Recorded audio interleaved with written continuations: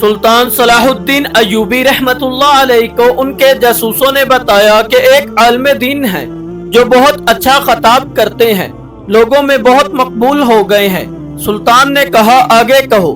جاسوس بولے کچھ غلط ہے جسے ہم محسوس کر رہے ہیں مگر لفظوں میں بیان نہیں کر پا رہے۔ سلطان نے کہا جو بھی دیکھا اور سنا ہے بیان کرو۔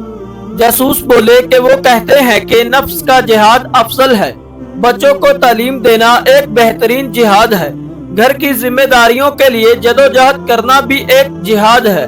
سلطان نے کہا تو اس میں کوئی شک ہے؟ جاسوس نے کہا کہ انہیں کوئی شک نہیں، لیکن اس عالم کا کہنا ہے کہ جنگوں سے کیا ملا، صرف قتل و غارت گری، صرف لاشیں۔ جنگوں نے تمہیں یا تو قاتل بنایا یا مقتول۔ سلطان بے چین ہو کر اٹھے، اسی وقت عالم سے ملنے کی ٹھانی، ملاقات بیس بدل کر کی اور جاتے ہی سوال کر دیا کہ جناب ایسی کوئی ترکیب بتائیے کہ بیت المقدس کو آزاد اور مسلمانوں کے خلاف ظالم کو بغیر جنگ کے ختم کرایا جا سکے۔ عالم نے کہا دعا کریں۔ سلطان کا چہرہ غصے سے لال ہو گیا، وہ سمجھ چکے تھے کہ یہ عالم پوری صلیبی فوج سے بھی زیادہ خطرناک ہے۔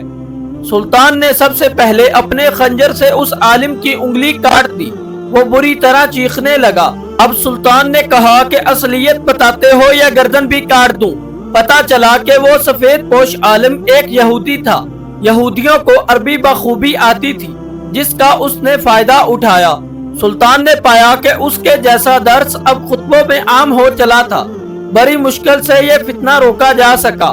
فتنہ اس وقت بھی پوری آب و تاب سے رواں دوا ہے، اب بھی فلسطین دواؤں سے آزاد کروانے کی مہم زور و شور سے جاری ہے۔ اپنے حصے کا کام کیجیے، اصل جہاد بالقتال ہے۔ اگر خود کرنے کے مواقع میسر نہ ہو تو جو کر رہے ہیں ان کی اعانت، وگرنہ جہاد بن نفس دوسرا درجہ ہے، اس پہ عمل کیجیے۔ وہ ہے معاشی بائیکاٹ جو اہل یہود کی دکھتی رگ ہے۔ خدا را بائیکاٹ کی اہمیت کو سمجھے اور بائیکاٹ کیجیے۔